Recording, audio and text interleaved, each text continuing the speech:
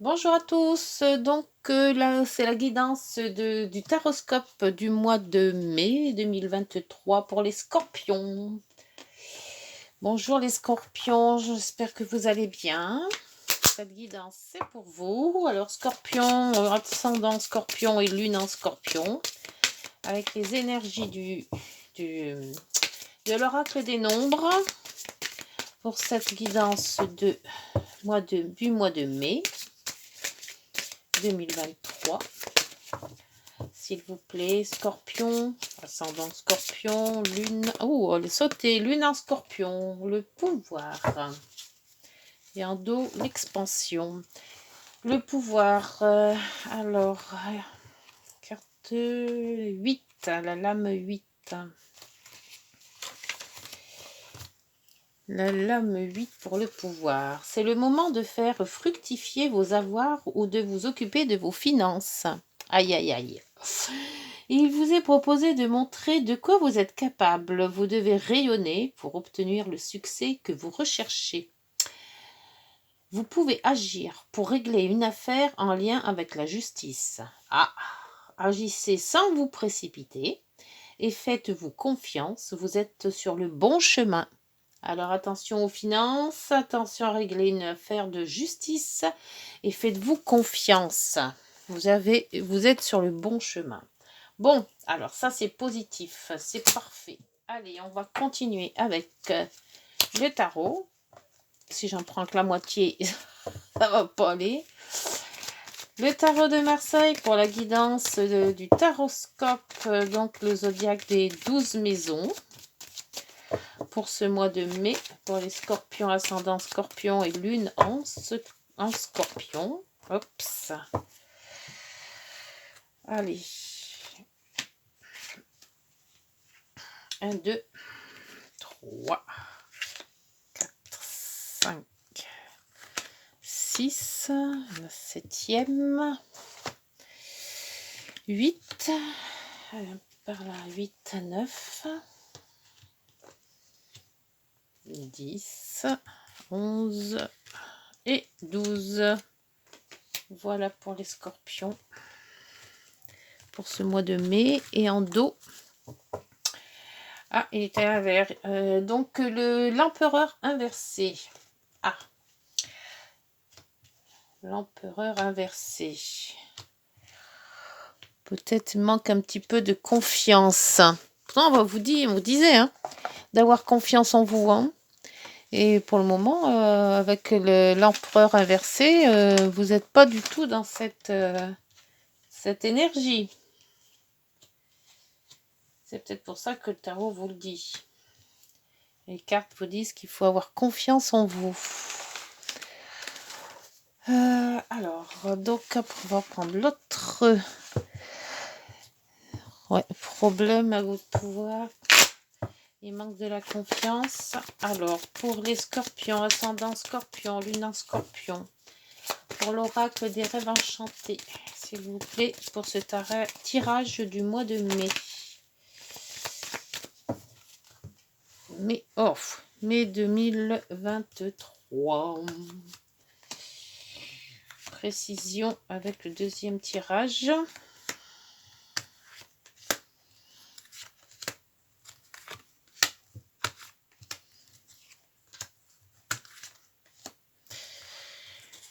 Et 12. Voilà. Hop. Alors, la croix. Qu'est-ce qui vous est arrivé, les scorpions? Il y a un problème, la nouveauté, vous avez ça, c'est de la souffrance. C'est des larmes, c'est du chagrin, c'est quelque chose qui s'est réellement passé, mais dans la souffrance. C'est peut-être pour ça que vous avez un manque de confiance. Ça, c'est la nouveauté. Avec le temps, quelque chose de nouveau va arriver pour vous ancrer.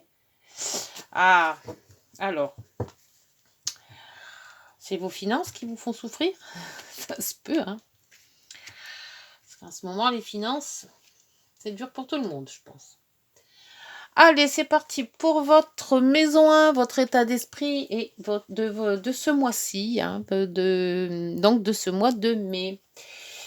Alors, le battleur qui vous dit que vous avez mis en place un projet ou quelque chose qui va vous faire avancer. Vous avancez sur un projet et on voit qu'il y a eu... C'est peut-être ça, cette croix. Avec les nuages, on voit qu'il y a eu quand même quelque chose de difficile à avoir. Donc peut-être que le mois d'avril a été un peu difficile, un peu secoué. Et on voit qu'on vous allez quand même dans l'éclaircie. Alors, c'est peut-être pas fini. Il y a peut-être c'est justement, on vous dit de vous faire confiance. C'est peut-être pour ça. Il y a peut-être eu quelque chose qui vous a déstabilisé. Vous remettez un projet en route, mais et là, vous remettez un projet en route parce que vous commencez à reprendre confiance. Mais il y a quand même eu une déstabilisation. Donc peut-être par amour, sentiment ou par travail. Il y a quelque chose qui vous a déstabilisé durant ce mois d'avril. On voit que ça remonte, mais c'est pas encore pile poil. Hein, c'est pas encore ça. Hein. Donc, la maison 2, vous parlez de vos finances, de vos revenus, de votre alimentation aussi. C'est tout ce qui est patrimoine qui vous concerne. La papesse est à l'amour, enfin la bague, l'alliance. Il y a peut-être, dans la papesse, vous vous remettez en question. Il y a quelque chose que vous avez fait peut-être par rapport à vos finances. Et vous vous remettez en question. Alors, est-ce que le fait peut-être d'avoir eu une rupture, ça se peut, ça vous a déstabilisé vos finances. On voit qu'il y a un contrat. Alors, est-ce un contrat qui vous a déstabilisé ou est-ce un contrat qui va vous remettre un petit peu à flot? Ça se peut, hein, puisque la bague, c'est quand même les contrats. Et c'est aussi tout ce qui est couple, tout ce qui est partenariat. Alors donc là, vous êtes en train de vous demander si un partenariat pourrait arranger vos finances. Donc vous mettre en couple peut-être, hein, quand on est deux, ça va mieux. Ou est-ce que de rester tel que vous êtes actuellement, ça serait pas mieux non plus? Là, vous êtes vraiment dans un ressenti de comment je fais? Est-ce que là, c'est encore pas net là, hein. La papesse, elle réfléchit, la papesse, elle se documente aussi. Et peut-être aussi avec cette bague, c'est peut-être un contrat qu'on vous propose et vous êtes carrément indécis. Pour le moment, vous réfléchissez. Alors dans les finances, il y a quelque chose. Soit peut-être pour aider quelqu'un, sortir de l'argent de vos comptes pour aider quelqu'un, mais on ne sait pas. Mais il y a quelque chose, vous réfléchissez sur une situation pour vos finances. Pour la maison 3, la communication, le courrier, les contacts, les rencontres, ça peut être aussi tout ce qui est frères, sœurs, enfin votre petite famille proche. Alors vous avez le monde, vous avez le cœur. Donc il va y avoir quand même une nouvelle relation. C'est peut-être pour ça est-ce qu'on met nos finances? C'est peut-être les finances en commun aussi. Ça. Parce que là, dans vos relations, il va y avoir peut-être une rencontre, voire peut-être sûre. Hein. Vous avez des contacts, hein, et des bons contacts, parce qu'avec le monde... alors, le monde, c'est deux solutions. Soit vous avez terminé une relation, et donc à ce moment-là, là, le contact financier, c'est chacun s'habille. Ou alors, vous commencez une relation. Et là, à ce moment-là, là, financièrement, c'est un peu plus, c'est mieux. Donc, vous voyez ce qui vous parle, mais là, les deux situations sont à prévoir. Soit c'est quelque chose qui s'est terminé, et on voit pourquoi avec la croix. Et donc, dans les finances, évidemment, chacun reprend son salaire et il y a déjà moins de sous dans la caisse.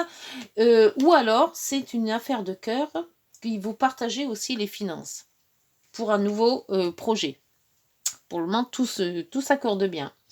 Pour la maison 4, la maison des amours, la maison familiale, la maison du foyer, de la résidence, votre foyer à vous si vous avez des enfants ou vos parents si vous êtes célibataire. Alors là, il y a des sorties, des rencontres là aussi.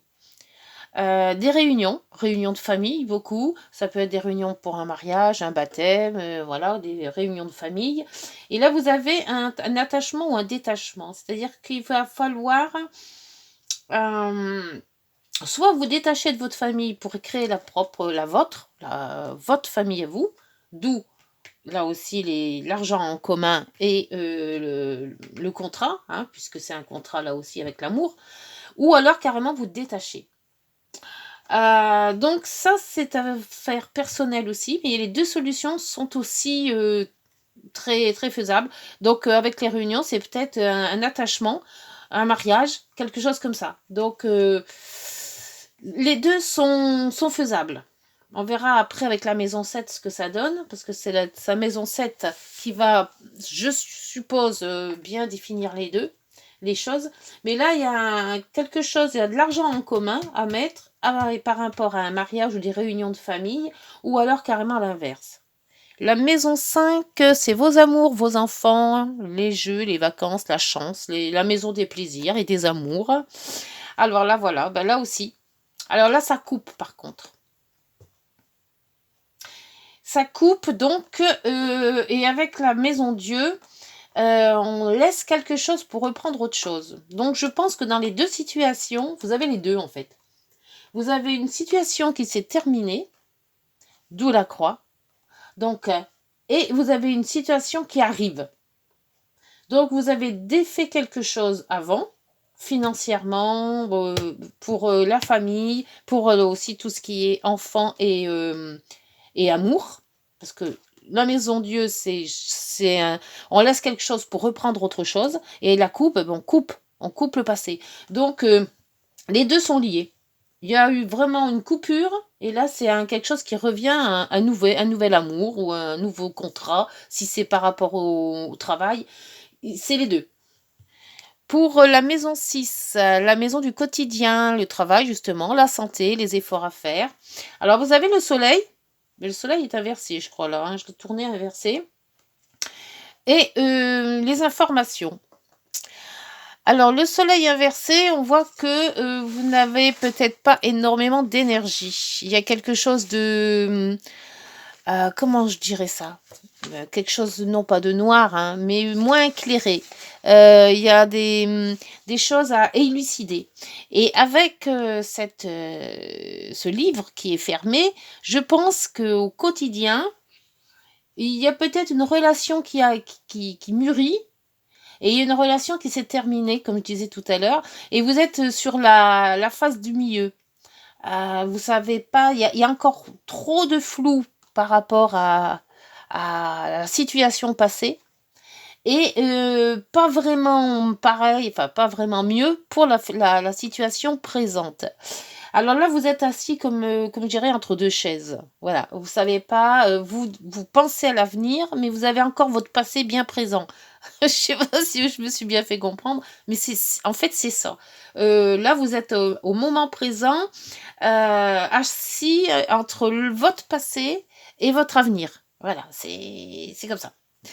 Pour la maison 7, la maison justement du couple, la maison du conjoint, du partenariat, la maison de l'autre, hein, comme on dit, et les contrats aussi. Alors voilà, donc l'impératrice inversée et le stress.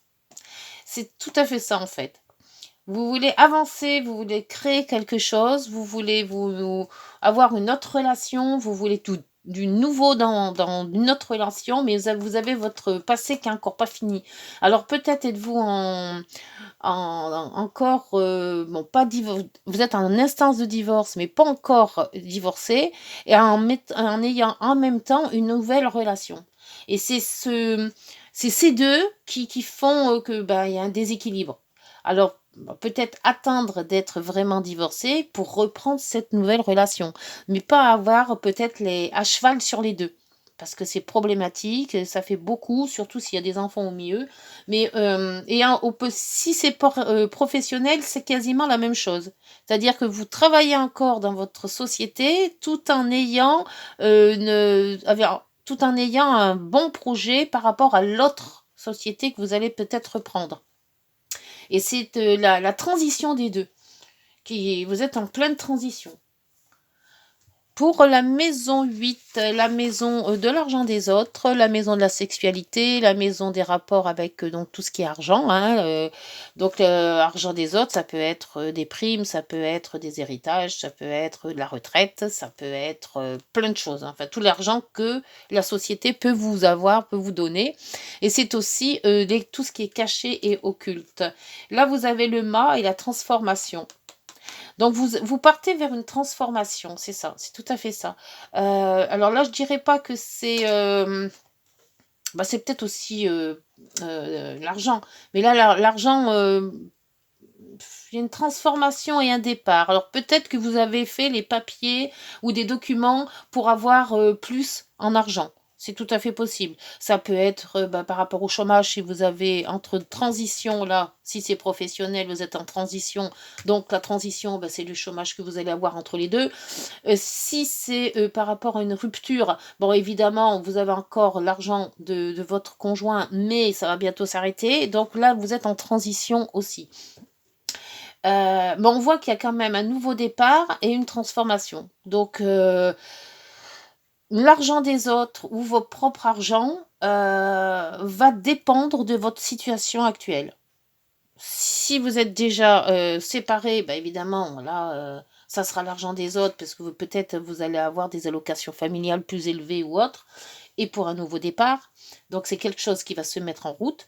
Un projet, enfin pas un projet, mais des papiers que vous allez faire, hein, des documents. Et si c'est par rapport au travail, et bien là c'est pareil. C'est peut-être un salaire qui va s'arrêter, vous allez peut-être avoir vos congés payés, admettons, et après l'autre travail va arriver. Donc c'est toujours dans cette transition en fait, hein. Pour, la maison, cette 9, hein, la maison 9, c'est la maison des grands voyages, c'est la maison des études, c'est la maison, des rapports avec l'administration, la loi, la justice aussi. Alors la tempérance et la tempérance inversée, là c'est pareil, hein, ben, vous êtes pas vraiment dans le fait de vous, c'est une espèce de déséquilibre, la tempérance, hein. C'est la autant la tempérance, c'est l'équilibre quand elle est à l'endroit. Là, vous êtes pas amené à discuter vraiment, hein. On a l'habitude, on arrondit les angles avec la tempérance. Là, vous êtes pas en accord d'arrondir les angles, hein. C'est plutôt assez brut et net et on voit qu'il y a quand même un accord. Il y a quelque chose à signer, mais si vous le signez, ça sera vraiment de pas gaieté de cœur, hein. Alors je sais pas, ce que c'est exactement. Est-ce que c'est la fin d'un contrat que vous signez par obligation? Est-ce que c'est la fin, bah, justement, hein, d'une procédure de justice que vous signez aussi? Mais, on voit que, avec la tempérance inversée, il y a un déséquilibre, hein. Vous êtes pas bien du tout et ce que vous signez ne vous plaît pas. Alors je sais pas ce que ça va être, mais c'est pas très réjouissant de signer ce document ou d'acter ce document. Peut-être aussi la fin, mettons, si c'est un divorce, bah, vous quittez votre maison, donc c'est peut-être la vente de votre maison. Donc vous êtes obligé de la vendre parce que c'est un désaccord, hein, c'est un divorce, mais par contre, vous êtes obligé de la vendre. Donc, il y a le fait d'avoir l'argent, mais il y a le fait aussi de quitter quelque chose qu'on aimait bien.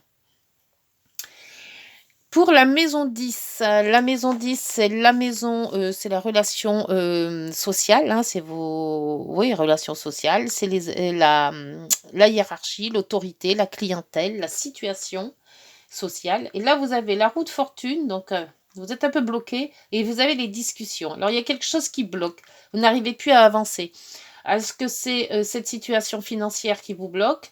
Est-ce que c'est cette situation familiale qui vous bloque, hein, ou professionnelle? Dans la profession, dans tout ce qui est relationnel et amical et familial, il y a un blocage.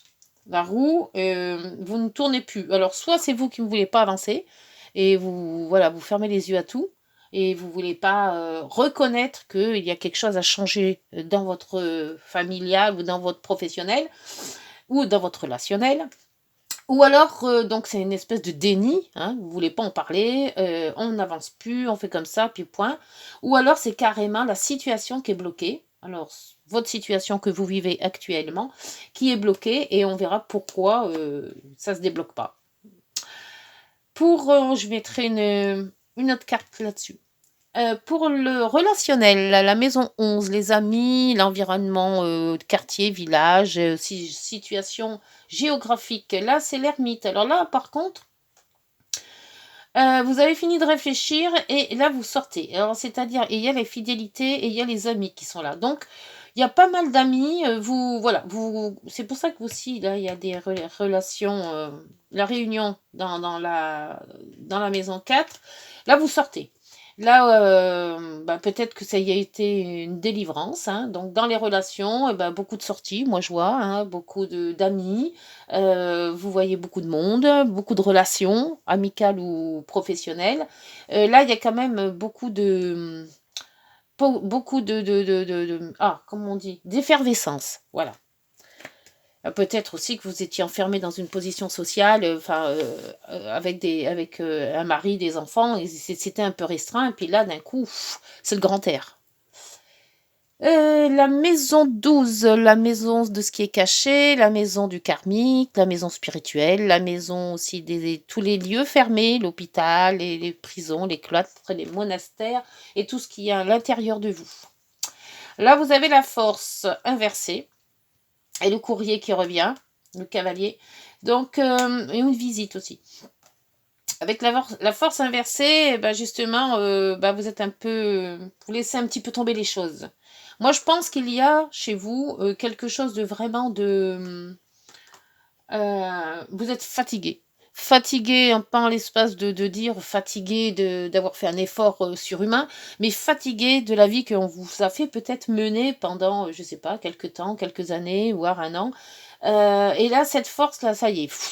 Vous vous êtes battu, et puis là, d'un coup, vous êtes tout ramollo, vous laissez tomber les choses, vous ne voulez plus en parler, c'est une porte qui se ferme, et il y a quand même cette visite. Alors, il y a une visite qui va peut-être vous abattre encore plus, hein, ou alors un courrier qui va vous dire, ben là, ras-le-bol, il y en a marre. C'est peut-être aussi ce courrier que vous aviez en maison neuve qui vous fait réaliser que bah, tout est fini et que là, c'est bon. Là, maintenant, vous pouvez baisser les bras, il n'y a plus rien à faire, il n'y a plus rien. Tout est, tout est à plat. Même vous d'ailleurs, et puis bah, pour essayer de remonter quelque chose. Et on voit qu'en maison 1, le cycle de la vie recommence avec un nouveau projet. Donc celui-là, il est terminé, ce projet. Enfin, ce projet. Ce que vous avez subi, parce qu'apparemment, c'est subi. Hein. Bon, bah écoutez, je veux pas dire que ça soit super, super, super bien, mais bon, il y a quand même du rebondissement. Donc, il y a peut-être une situation qui se termine, soit relationnelle, familiale ou professionnelle, mais on voit que durant tout ce parcours, vous prenez conscience de ce que vous avez fait et ce qu'il y a à faire, et on voit que bon, vous arrivez à un stade où peut-être fatigué, mais heureux d'avoir fini et pour reprendre quelque chose de plus, du plus gai, j'espère pour vous. Alors, les amis les scorpions, on va voir. Donc, j'avais dit, on remettrait donc, sur la maison 12 déjà. Et il y avait une autre que j'avais mis. Peut-être, non, pas les... Non, sur le relationnel, tiens. Je vais voir le relationnel en maison 7 avec l'impératrice inversée et la souris. Vous avez eu de l'anxiété, vous avez eu ouais, un doute, vous saviez pas trop où aller, pas trop comment faire. Il y a quelque chose... Alors, en maison 7 pour les scorpions, pour plus de complémentaires. Ah, bah vous allez dans le mieux. Avec la maison 7, la maison s'éclaircit. Hein. Donc, si vous étiez dans le doute, que vous ne saviez pas trop où aller, comment vous allez faire, que ce soit relationnel, professionnel ou amical, on voit que avec le soleil, ça se réjouit. Donc, ça, c'est bien. Après, pour... ah oui, cette maison 10, ce blocage. Oups, il y en a trop. Oh, bah, elle est tombée. Ah non, là, il y en a vraiment trop. Bah, il y avait des bonnes cartes, mais bon. Si ça doit retomber, ça retombera parce qu'il y en avait trop. Alors, le relationnel, la roue de fortune inversée et les discussions pour cette maison 10.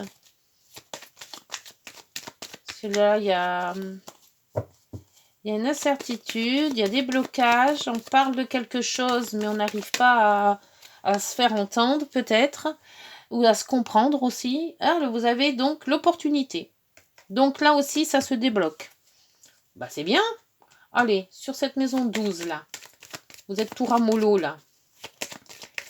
Qu'est-ce qui fait que vous avez été tout ramollo? Et je regarderai la 6 aussi. Allez, sur cette maison 12, Scorpion, ascendant Scorpion, lune en Scorpion.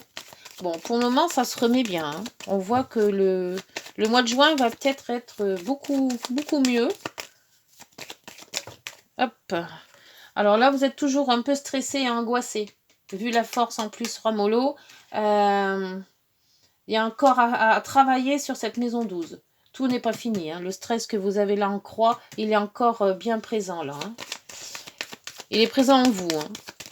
Et là, pour la maison 6, alors, il y avait le soleil inversé et le livre. Là, il y a comme des explications à avoir. Il y a quelque chose qui n'est pas clair. Vous essayez de trouver qu'est-ce qui s'est passé peut-être au jour le jour ou il y a quelque chose qu'il faut éclaircir. La situation, ou voilà, il y a une situation à éclaircir. S'il vous plaît. Scorpion, ascendant Scorpion, lune en Scorpion, maison 6. Je pense qu'on n'aura pas de réponse. Parce que quand ça tarde comme ça, c'est que ils ne veulent pas nous donner la réponse. Alors la réponse, des fois, elle est en vous. Hein. C'est pas les cartes qui vous le disent. Hein. Bon, alors, je vais chercher une réponse, mais je crois que ça va être du flou là aussi. Hein. Le livre ouvert. Bon, alors on vous dit tout simplement que là, il est fermé. Parce que peut-être que c'est vous qui vous fermez. Et là, on vous dit que si vous vous ouvrez un petit peu, vous allez avoir un peu plus clair. Donc peut-être que cette situation que vous avez là fermée au jour le jour, c'est justement le déni. Il y a peut-être un déni là. Donc c'est pour ça que tant que vous êtes dans le déni, donc le livre est fermé. Vous êtes dans le flou, évidemment, puisque le soleil il est retourné, donc vous voyez moins clair que ce que vous devez avoir. Mais on vous dit que si vous n'étiez pas dans ce déni, vous arriverez peut-être à mieux comprendre les choses. Et là, il a la nouveauté en dos. Donc, c'est une situation, si je peux dire, qui vous a secoué au mois d'avril. Qu'il y a des choses qui vont se remettre. Alors que ça soit professionnel, familial ou relationnel, hein, parce que c'est, comme je le dis souvent, c'est guidance générale. Mais on voit que vous allez dans le mieux. Il y a le soleil qui revient, il y a des opportunités qui reviennent. Donc, il y a des relations aussi avec le monde. Et le cœur, c'est qu'en question familiale, il y a quelque chose qui se resserre. Vous êtes soutenu. Pour moi, il n'y a pas... Bon. Il y a peut-être eu quelque chose, mais là, franchement, vous êtes en transition. Donc, c'est parfait. Vous savez réagir. Allez, avec la guidance des heures miroirs, s'il vous plaît, pour les scorpions, ascendant scorpion pour ce mois de mai.